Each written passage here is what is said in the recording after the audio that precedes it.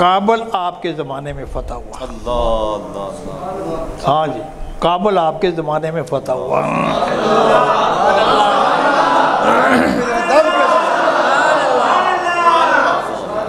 جب آپ کی فوجیں فتح کرتی کرتی یہاں کابل تک پہنچی تو کابل میں کافر جو تھے نا وہ انہوں نے پرانے زمانے میں شہر کے ارد گرد دیواریں بنائی جاتی تھیں، تو وہ دیوار بنی ہوئی تھی تو وہ اندر بس شہر میں اندر داخل ہو گئے. مسلمانوں نے جا کر محاصرہ کر لیا، کابل کے شہر کا محاصرہ کر لیا. اس وقت قیادت کر رہے تھے حضرت عبد الرحمن بن سمورہ رضی اللہ تعالیٰ عنہ. آپ جہاد کے اس قافلے کی قیادت فرما رہے تھے. محاصرہ کیے ہوئے بہت عرصہ ہو گیا، اب وہ باہر میدان میں آنے کے لیے تیار نہیں ہیں. تو پھر ایسے واقعے انہوں نے کہا کہ ایسے کرتے ہیں کہ ہم منجمیق کے ہم گاڑ دیتے ہیں، جس کو آپ توپ سمجھ لیں، اس سے ہم دیوار پر گولے برساتے ہیں. تو ایسے ہی ہوا، گولے برسانے شروع کر دیے. بہت سی جگہوں میں وہ دیواروں میں دراڑیں پڑ گئی. ایک جگہ بہت بڑا شگاف ہو گیا جہاں سے آسانی سے مسلمان آگے جا سکتے تھے. تو اب یہ صورتحال دیکھ کر تو وہ بھی باہر میدان میں لڑنے کے لیے آ گئے. لیکن حضرت عباد بن حسین رضی اللہ تعالیٰ عنہ وہ قلعے کے وہ شہر کے اندر داخل ہو گئے، رات کے وقت اندر داخل ہو گئے. اور جب وہ اندر داخل ہو گئے تو انہوں نے بہادری کے ایسے جوہر دکھائے. حضرت شیخ ابو الحسن بصری رضی اللہ تعالیٰ عنہ آپ فرماتے ہیں کہ وہاں عباد بن حسین نے جس جرأت اور بہادری کا مظاہرہ کیا اور جس طریقے سے انہوں نے کافروں کے دانت کھٹے کیے، اس سے پہلے مجھے یہ یقین نہیں آتا تھا کہ ایک آدمی 1000 کے ساتھ لڑ سکتا ہے. لیکن حضرت عباد بن حسین کے اس کارنامے نے مجھے یہ بتا دیا کہ ایک آدمی 1000 سے نہیں کئی ہزاروں سے بھی لڑ سکتا ہے. تو کابل تک آپ یہاں پہنچے. اس کے بعد آپ کی فوجوں میں ایک حبیب مسلمہ رضی اللہ تعالیٰ عنہ، وہ بھی بڑے بہادر جرنیل تھے. انہوں نے آرمینیا کو فتح کیا اور فتح کرنے کے بعد پھر وہاں کچھ رک گئے. رکنے کے بعد ان کو یہ محسوس ہوا کہ بھائی کافر جو ہے نا وہ ارمیناکس کی سربراہی میں اکٹھے ہو رہے ہیں اور وہ مسلمانوں پر حملہ کرنا چاہتے ہیں. انہوں نے کہا بھئی اب ان کا مقابلہ تو بڑا ضروری ہے، لیکن اتنی بڑی فوج کا مقابلہ کس طریقے سے کریں گے. انہوں نے دارالخلافے میں ایک خط بھیجا. باتیں پھر لمبی ہو جائیں گی. وہ خط میں یہ تھا کہ ہمیں کمک بھیجیں.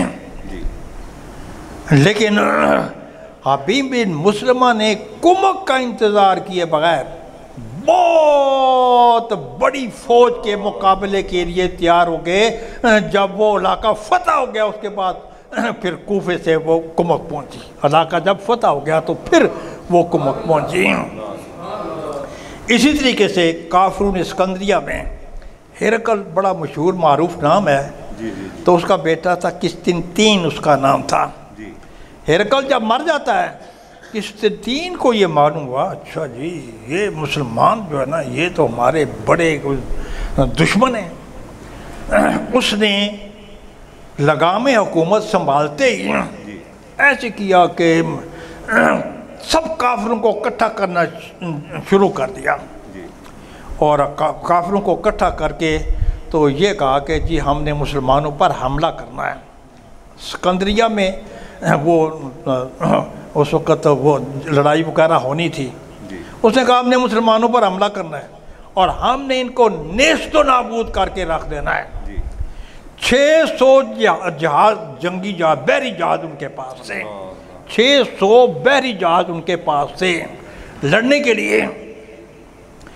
ادھر سے یہ حضرت حبیب بن مسلمہ نے اور انہوں نے کہا کہ یہ صورتحال ہے تو اب کیا کریں. اس وقت سیدہ عثمان غنی رضی اللہ تعالیٰ عنہ نے اس وقت حضرت امیر معاویہ شام میں تھے، اور یہ جو عبد الرحمن تھے تو عبد الرحمن بن عبداللہ یہ اس وقت مصر میں تھے، عبداللہ بن سعد یہ مصر میں تھے۔ ان دونوں کو یہ حکم دیا کہ آپ فوج لے کر حبیبی مسلمہ تک پہنچ جائیں، اور پھر آپ نے ایسی لڑائی کرنی ہے کافروں کے ساتھ تاکہ انہیں کبھی مسلمانوں کے خلاف لڑائی کرنے کی جرت بھی نہ ہو سکے، ان کو ایسا سبق سکھانا ہے۔ اور ادھر سے حضرت امیر معاویہ چونکہ وہ روم میں تھے، اور روم یہ جو رومی ہیں تو ان کی شرارتوں کے وہ واقف بھی تھے، ان کی چالوں کے بھی وہ واقف تھے، اور پھر وہ کبھی حملے کر کے چھوٹے موٹے ان کے گاؤں بھی فتح کرتے رہتے تھے۔ اس لیے آپ نے ان کو بھی حکم دیا کہ بھی آپ بھی جا کر حبیب بن مسلمہ کے ساتھ مل جائیں، عبد الرحمن آپ ان کے ساتھ مل جائیں۔ ادھر سے عبداللہ بن سعد کو کہا کہ آپ بھی وہاں پہنچ جائیں۔ وہاں پہنچنے کے بعد حضرت سیدنا عثمان غنی نے فرمایا کہ اس سلسلے میں حضرت عبداللہ بن سعد کو کہ اس سلسلے میں آپ نے حضرت امیر معاویہ سے مشورہ ضرور کرنا ہے، اس لیے کہ وہ بحری لڑائی کے بہت زبردست ماہر ہیں۔ لگام تو آپ کے ہاتھ میں ہوگی، سپہ سالار آپ ہوں گے، لیکن ان سے مشورہ کرنا ہے۔ لیکن جب وہاں پہنچے تو وہاں ادھر سے بھی 600 جنگی جہاز لگے ہوئے ہیں، اور ادھر سے بھی ان کے پاس جتنے بھی جہاز تھے، لیکن حضرت عبداللہ بن سعد رضی اللہ تعالیٰ عنہ نے کسی خوف کے بغیر اپنے جہازوں کو ان کے جہازوں کے ساتھ لے جا کر بالکل ٹکرا کر کھڑے کر دیا، اور یہ بھی ہے کہ اپنے جہازوں کو رسوں کے ساتھ باندھ دیا تاکہ وہ سمندر میں منتشر نہ ہوں، اور بعد میں یہ بھی لکھا ہے کہ ان کے جہازوں کے ساتھ بھی اپنے جہازوں کو باندھ دیا تاکہ وہ کہیں بھاگ نہ سکے۔ جب یہ صورتحال ہوئی تو اس وقت پھر یہ قسطنطین کو پیغام بھیجا، ہاں جی رات کا وقت ہے، آپ رات کو لڑنا چاہتے ہیں دن کو لڑنا چاہتے ہیں؟ اس نے کہا نہیں کہ ہم دن کو لڑیں گے۔ کہا ٹھیک ہے، اچھا جی خشکی میں لڑنا چاہتے ہیں سمندر میں لڑنا چاہتے ہیں؟ اس نے کہا جی سمندر میں لڑنا چاہتے ہیں۔ انہوں نے کہا ٹھیک ہے جی سمندر میں لڑیں گے۔ ابتداءً تو جو ہوا آ رہی تھی نا وہ مسلمانوں کے خلاف تھی، سمندر کی ہوائیں، تھوڑی دیر کے بعد پلٹا بدلا، اور وہ جو ہوائیں وہ مسلمانوں کے حق میں ہو گئیں، اور اتنے لوگ مارے گئے، اتنے مرے، بجائے اس کے کہ وہ جو لاشیں ہیں وہ سمندر میں ڈوبتی، پانی ان کو پانی کی لہریں اٹھا اٹھا کر کنارے پر پھینکتی رہی۔ اور جب وہ لڑائی بند ہوئی تو وہاں وہ جو میتیں ہیں کافروں کے جو مرے ہوئے کافروں کے میتوں کے ڈھیر لگے ہوئے تھے۔ تو جب یہ صورتحال ہوئی، اس صورتحال کے پیش نظر پھر ان کی طرف سے وہ ہاتھی بھی تھے، اچھا تو خیر وہ جب یہ صورتحال ہوئی تھی، اس صورتحال کے پیش نظر پھر مسلمان آگے بڑھے، تو بڑھنے کے بعد انہوں نے ایسے وار کیے، وہ قسطنطین جو ہے نا وہ بھاگ کر ایک ایسے علاقے میں چلا گیا جن سے یہ لیتا تھا، فدیہ وغیرہ لیتا تھا۔ ان کو پتہ چلا اچھا یہ وہی ہے جو ہمارا حکمران تھا، ہم پر ظلم کرتا رہا، چلو آیا ہمارے پاس پناہ لینے کے لیے، لیکن ہم اس کو پناہ دیں گے۔ انہوں نے راتوں رات غسل خانے میں اس کو قتل کر دیا۔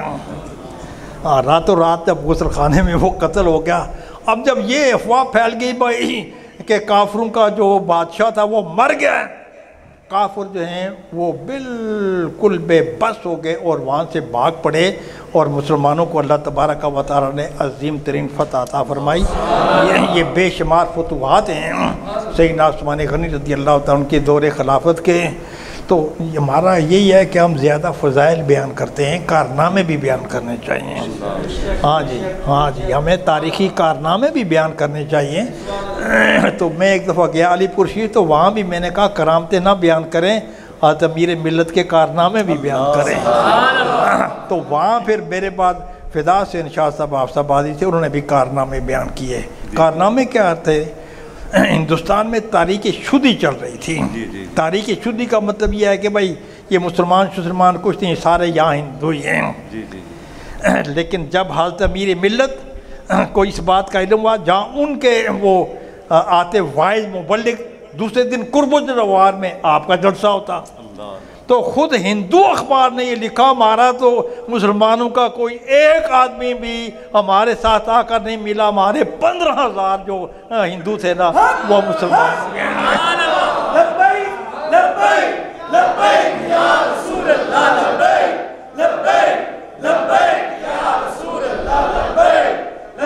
تو بہرحال وہ مجھ سے پہلے وہ جتنی بھی تقریریں ہوئی نا وہ ساری کرامتیں ہی تھیں، اس لیے ہمیں کرامتوں اور فضائل سے نکل کر اپنے بزرگوں کے کارنامے بھی بیان کرنے چاہیے۔ میں آپ کو صحیح یاد کرتا ہوں کہ مجھ میں بات کرنے کی ہمت نہیں تھی، جیسے کہ آپ نے شروع میں دیکھا ہے۔ جس عظیم شخصیت کا ہم تذکرہ کر رہے ہیں نا، یہ ان کی کرامت ہے، یا صاحب کی یہ ان کی کرامت ہے، ورنہ مجھے بات کرنے میں ہمت نہیں۔ مجھے دو آدمی پکڑ کر اٹھا کر چلتے ہیں، تو ابھی یہ بھی مجھے باہر سے پکڑ کر لائے، تو میں انہی ٹوٹے پھوٹے الفاظ پر اپنی معروضات کا اختتام کرتا ہوں۔ اللہ تبارک و تعالی ہمیں اپنے بزرگوں کے نقش قدم پر چلنے کی توفیق عنایت فرمائے۔